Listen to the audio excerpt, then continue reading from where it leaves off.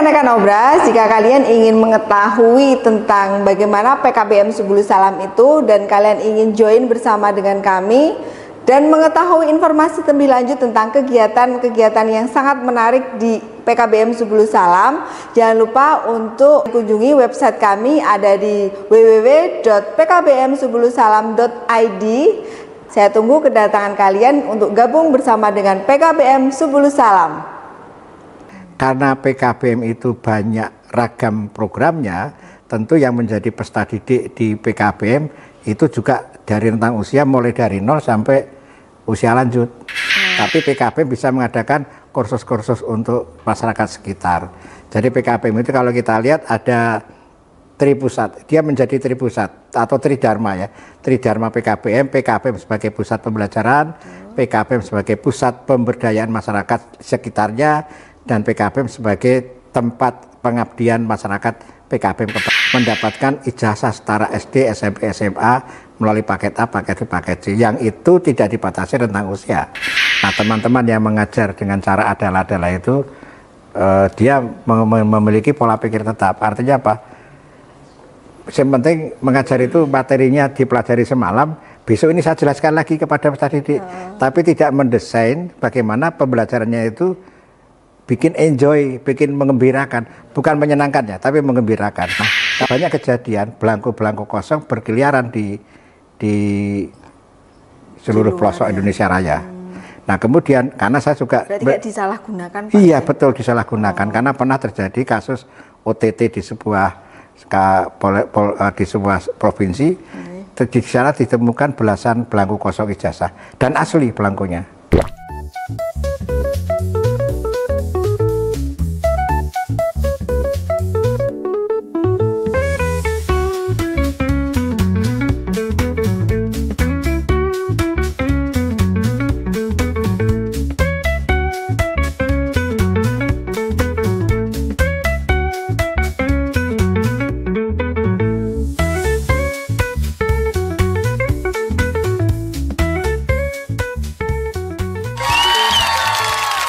Masih bersama dengan narasumber kita di part 1 yang kita sudah membahas tentang bagaimana esensi pendidikan kesetaraan dan juga kita memperkenalkan tentang PKBM kepada masyarakat.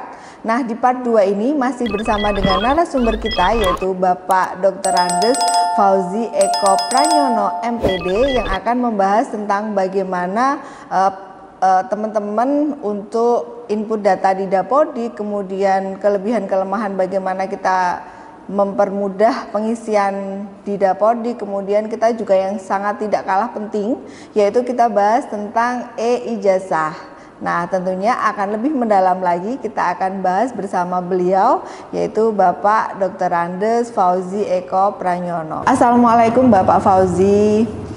Kita melanjutkan pembahasan di part 2 ini ya Pak, dari pembahasan di part pertama yang cukup menarik.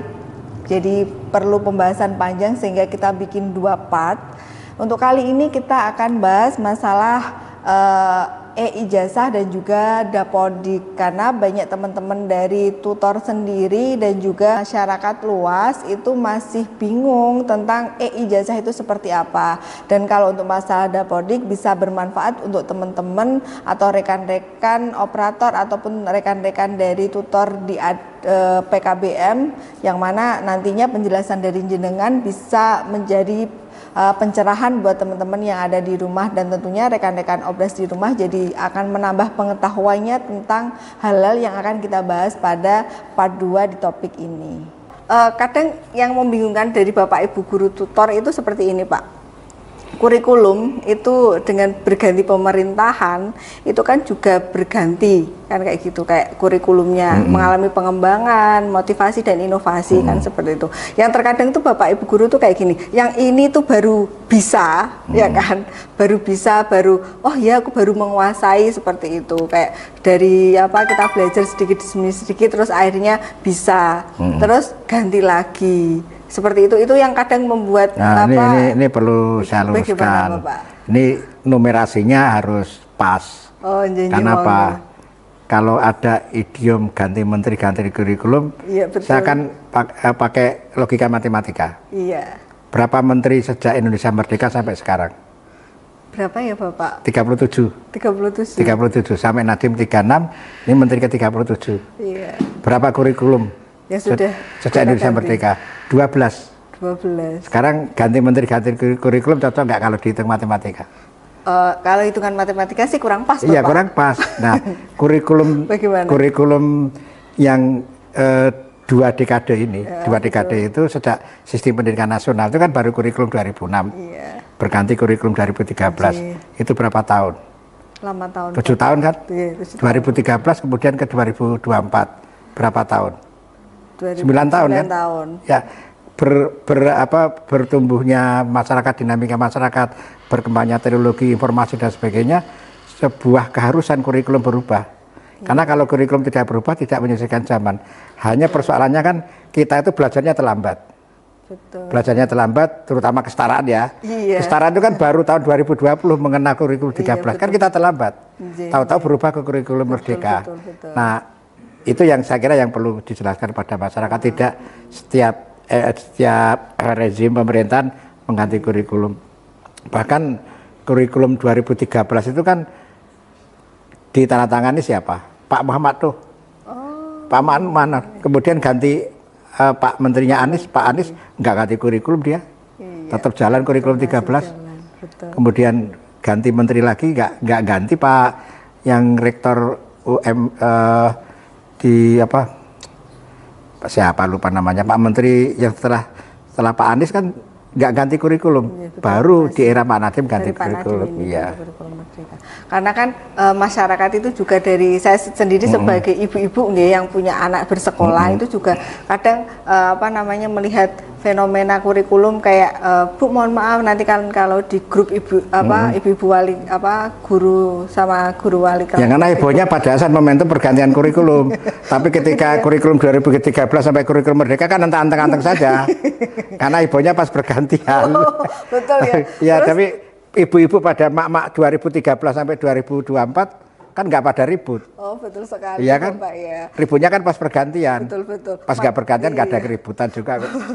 Makanya kadang masyarakat sendiri ya yang teman-teman obres di rumah ya. Jadi kayak iki agak diingi anakku ini ki bukunya ganti lagi. Jadi gak iso dilungsur ke contoh misalnya buku kayak gitu loh Bapak. Dan sekarang ini saya sampaikan ke teman-teman bahwa mohon izin ya. Jadi mungkin sekarang ada yang ini pembelajaran mendalam itu nggak berganti kurikulum, itu pendekatan saja. Yang di zaman era Prabowo yang kita kenal dengan deep learning itu ya Bapak. Iya, pembelajaran mendalam. Betul. Itu kan nggak mengganti kurikulum, hanya pendekatan yang dia.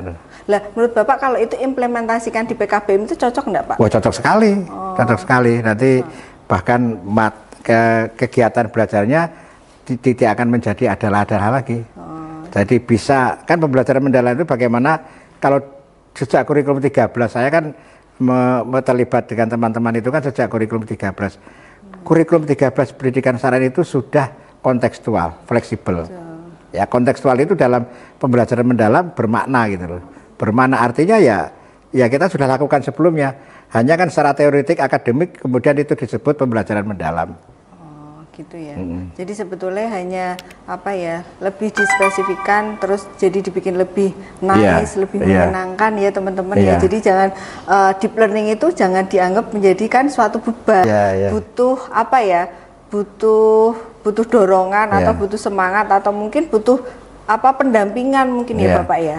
Saya tidak akan beriklan ya, tapi ibaratnya saya melihat dari kurikulum 2006 bahkan sebelum kurikulum 2006 sejak saya SD, SMP, SMA sampai saya sekarang melihat teman-teman mengajar itu kan kayaknya apapun makannya, minumnya itu nggak beriklan ya. Nanti dikira beriklan. Jadi apapun kurikulumnya, cara mengajarnya sama gitu loh. Ini makanya sekarang pemerintah sekarang itu kan ingin merubah cara mengajar. Deep learning itu kan ingin merubah mindset cara mengajar itu jangan adalah.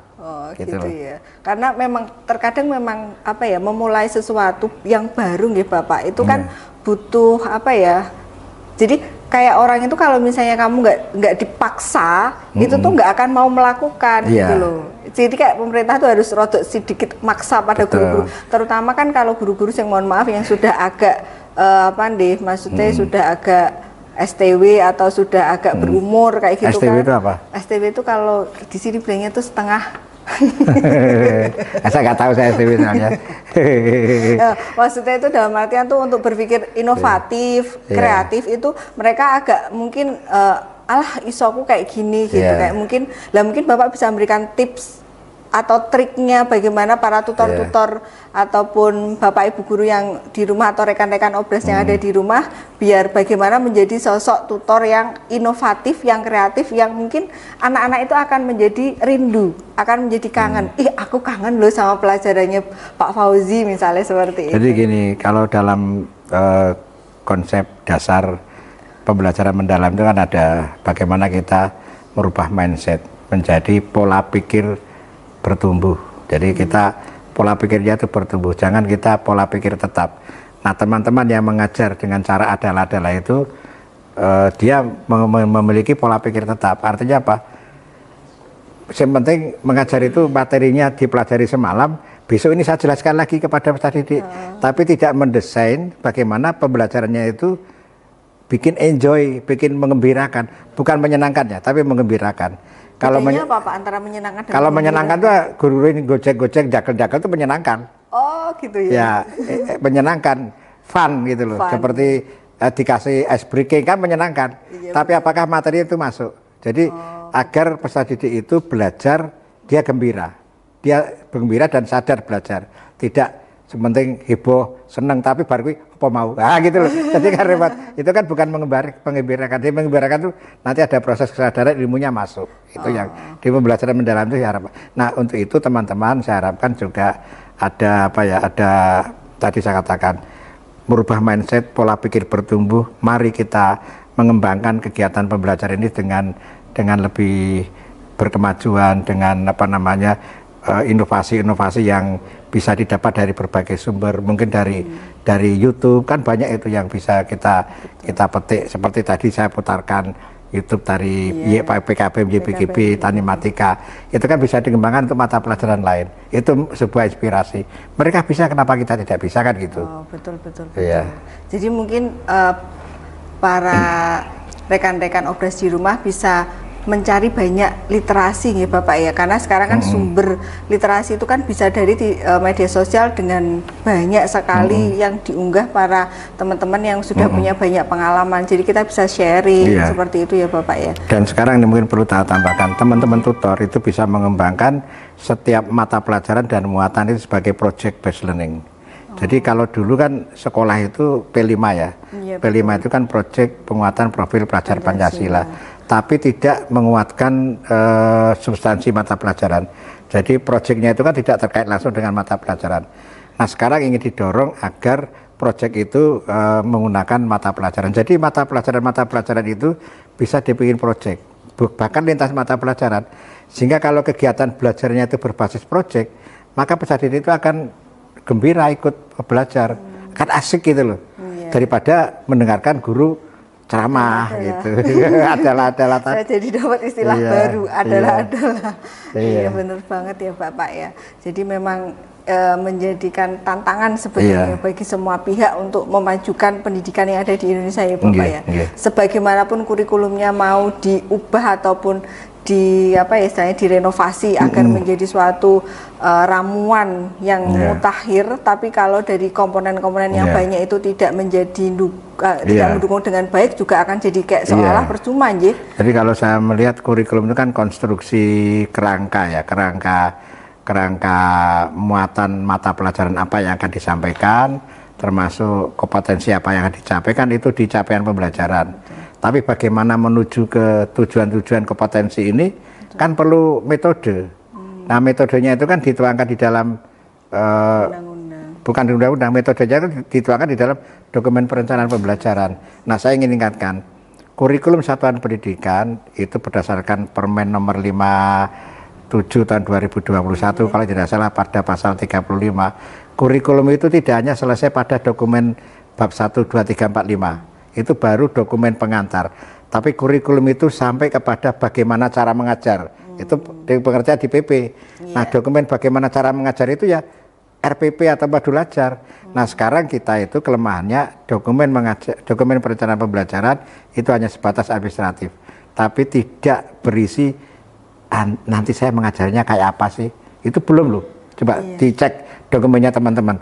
Itu pasti hanya hanya ingin ini Pak, saya sudah menyusun RPP Pak. Ini Pak, hanya saya Pak kepala sekolah, Pak kepala sudah ada. Tapi nggak memikirkan satu besok mengajarnya seperti apa rondonnya. Rondonnya, metodenya. Itu muncul di RPP, muncul di modul ajar. Terus muncul sehingga bagaimana guru mendesain pembelajaran itu penuangannya di dalam dokumen itu, dan dokumen itu bagian tidak terpisahkan dari kurikulum. Jadi kalau menurut saya kurikulum itu baru selesai kalau guru sudah bikin RPP. Dalam dokumen KSP itu kan hanya sampel 2 mata pelajaran, 2 atau 1 itu sampel.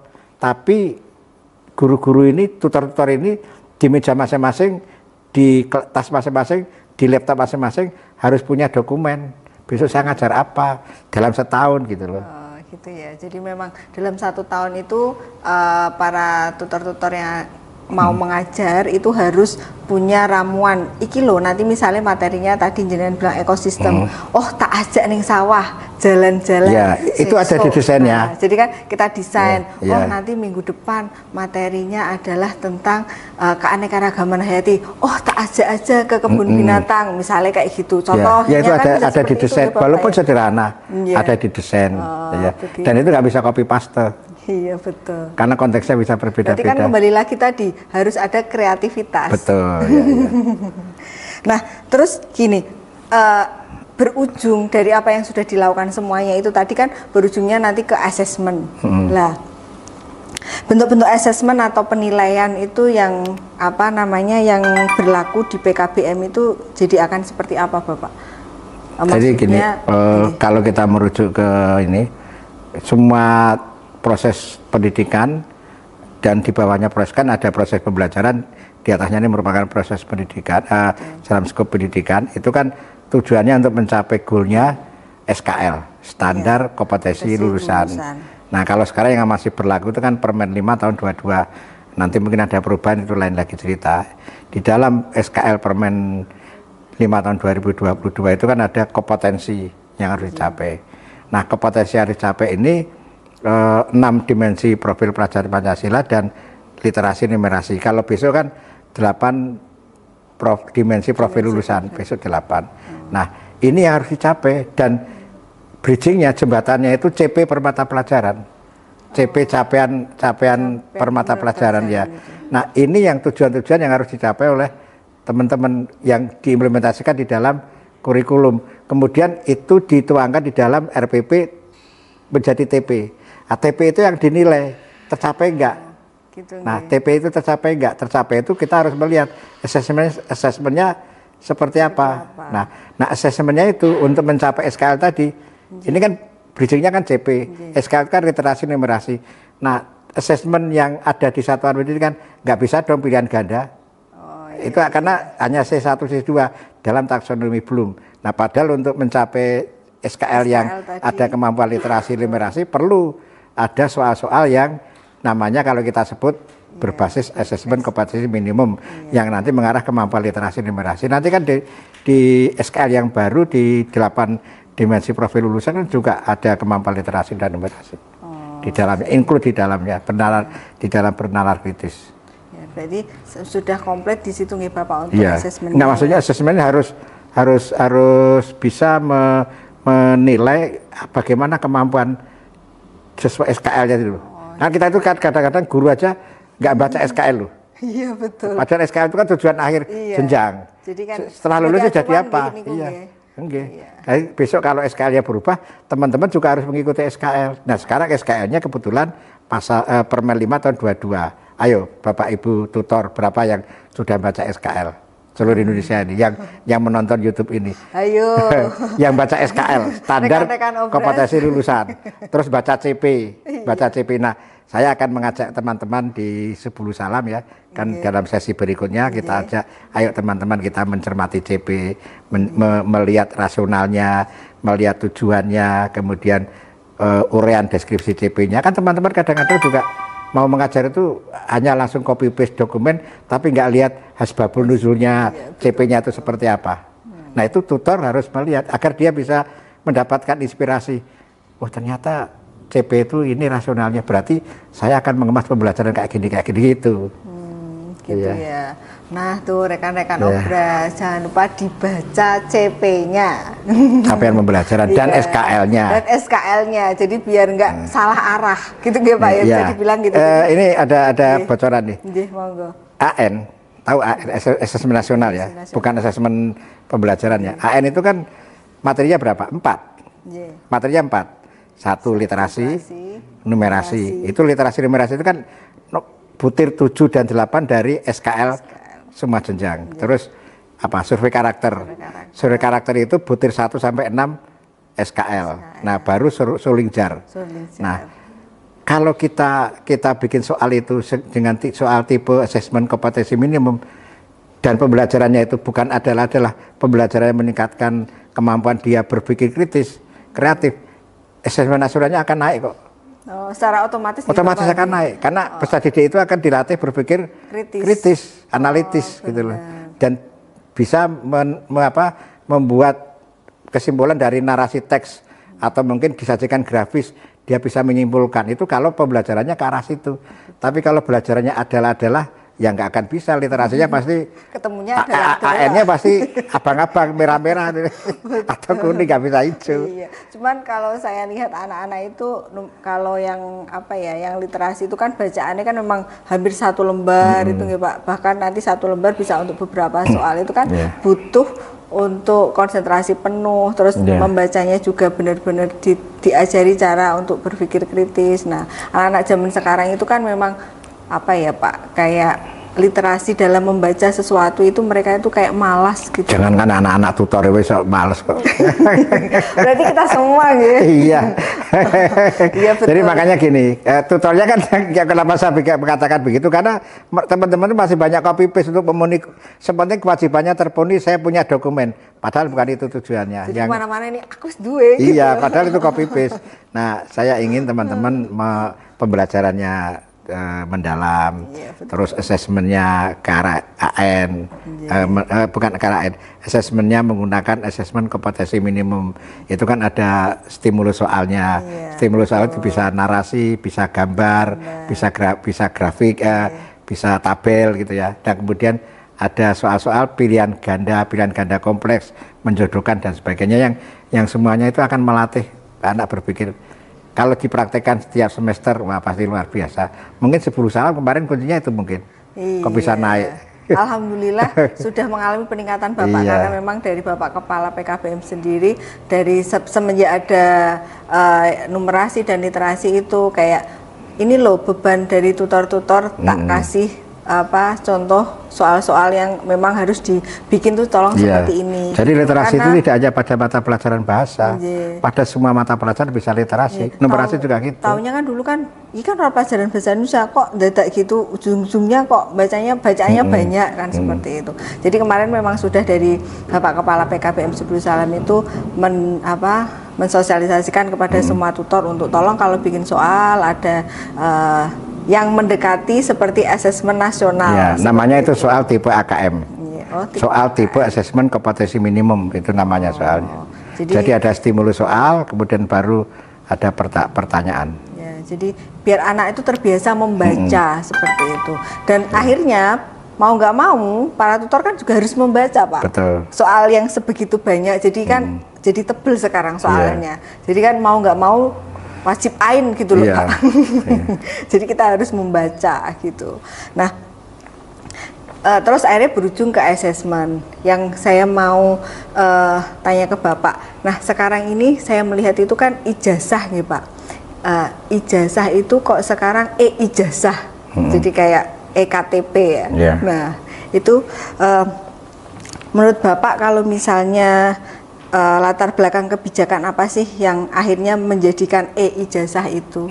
Jadi ada beberapa pertimbangan. Pertimbangan pertama adalah ijazah itu yang dikunci adalah pengamanan data, bukan pengamanan cetak. Security printing itu kan ijazah yang fisik.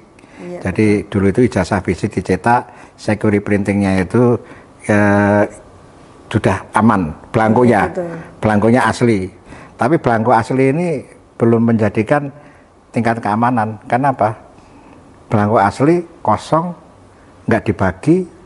Karena banyak loh PKBM itu peserta didiknya 40 yang ujian, kemudian dia ujian, tapi setelah ujian selesai yang ngambil ijazah cuma 30 atau 35. 5 atau 10 itu banyak PKBM tidak langsung ditulis kalau orangnya tidak datang.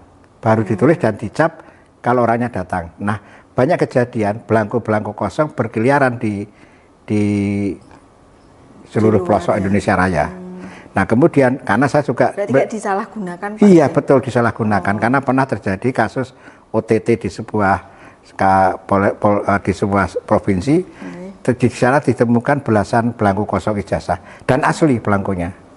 Nah, ini yang kemudian menjadi perhatian pertimbangan kenapa kita beralih ke e-ijazah. E-ijazah itu data yang nggak bisa dipalsukan. Makanya sekarang kan nggak ada cap 3 jari. Karena rekaman Dukcapil kan sudah sidik kalau sudah KTP ya, kan direkam semua sidik jarinya. Oh, berarti itu nanti jadi sinkron ya Pak? Ya? Iya, sinkron dengan Dukcapil. Jadi ijazah itu NISN itu kan sinkron dengan NIK Dukcapil. Ya. Jadi kalau ada kesalahan data merubahnya dari Dukcapil. Jadi itu sekarang kemudian ada kok sekarang ijazahnya nggak keren ya, HVS. Loh, sekarang semua nanti ini sebentar lagi akta. Saya kemarin di Cilacap itu satu lantai dengan kegiatan Badan Pertanahan Nasional di Kabupaten Cilacap. Mereka cerita, Pak ini sebentar lagi akta tanah itu juga seperti ijazah sekarang, cuma hitam putih. Seperti juga kartu keluarga. Kartu keluarga kan juga coba print-printan hitam putih kan, barcode itu kan. Akta kelahiran itu juga. Nah sekarang ijazah, jadi ini merupakan kebijakan nasional yang disekurkan, diamankan itu data. Jadi kalau ada orang mendaftar ke sebuah perusahaan, sebuah perguruan tinggi, tinggal di scan, tinggal dicek nomor ijazahnya, benar nggak ini pemegang ijazah. Kalau dulu kan bisa jadi dipalsukan. Iya. Misalnya fotokopi. Pak belangkonya asli, belangkonya asli, tapi kanunya kan bisa nggak asli. Kalau sekarang dicek, jadi sekarang itu bisa dicek ini sama enggak. Nah, berarti bisa memungkinkan kalau misalnya ada salah satu dari peserta didik yang mungkin kena musibah, terus akhirnya ijazahnya yang dari sini tuh hilang. Nggak perlu lapor polisi sekarang. Banjir kayak gitu. Sekarang nggak perlu lapor polisi, tinggal cetak ulang. Tinggal dicetak ulang iya. di PKBM ataupun di sekolah gitu iya, bisa Pak? Iya. Kalau dulu kan harus lapor polisi. Harus lapor polisi, terus nggak ada pengganti Bapak? Iya, sekarang itu ijazah nggak akan hilang. Selama dunia belum kiamat. Selama servernya belum dibom. Maaf ya. Selama segitu. Sebelum kiamat nggak akan hilang data itu. Berarti ini sudah teknologi sudah semakin terus ada alasan kedua. Alasan kedua itu ya lebih hemat. Itu lebih hemat. Ini ini diputuskan sebelum ada kebijakan efisiensi dari pemerintah ya. Jauh hari memang pertimbangan kita kalau kita menggunakan ijazah itu bisa puluhan miliar yang kita hemat. Oh iya. Keren. Dan tidak ada lagi ijazah palsu. Ganti, misalnya ijazah ganti, ijazah salah tulis. Oh iya betul. Salah tulis kan rusak itu, ganti. Kita ganti ke dinas. Itu kan berapa rupiah itu hilang. Satunya. Terus ijazah sudah dicetak, nggak diisi. Nah kan rupiah hilang juga. Dikembalikan, biaya mengembalikan, itu kan juga rupiah juga. Jadi penghematannya luar biasa dengan e-ijazah ini. Oke. Terima kasih Bapak, penjelasannya jadi sangat lengkap sekali di sini. Kita jadi tahu tentang semua hal tentang di PKBM terus kemudian tentang sampai kita bahas dari asesmen, kemudian dari e-ijazah yang mungkin e-ijazah ini kan mungkin masih menjadi pemikiran seperti apa sih, akhirnya sudah dijelaskan juga sama Bapak Fauzi. Jadi penjelasannya sudah cukup panjang lebar dan sudah memberikan banyak inspirasi kepada kita semua dan rekan-rekan Obras yang ada di rumah. Sehingga bisa terbuka hati kita. Saya juga sebagai tutor bisa mengambil inspirasi pada sore hari ini. Semoga bisa menjadi tutor yang lebih baik dan lebih kreatif dan inovatif nih Bapak. Jadi terima kasih atas waktunya. Sama-sama. Bisa datang. Jadi buat rekan-rekan Obras nggak ada waktu terlambat untuk belajar. Dimanapun, kapanpun, di usia berapapun boleh belajar. Langsung aja hubungi PKBM Subulus Salam. Nah, rekan-rekan Obras, tentunya pembahasan di part 2 ini lebih lengkap ya, dan sudah bisa menjawab pertanyaan keresahan dari masyarakat dan keresahan teman-teman bagaimana tentang e-ijazah. Apakah nanti begitu mudah untuk dipalsukan? Tentu tidak. Tadi penjelasannya sudah lengkap oleh Bapak Fauzi. Nah, rekan-rekan Obras, sudah selesai di part 2 ini bersama dengan Bapak Fauzi.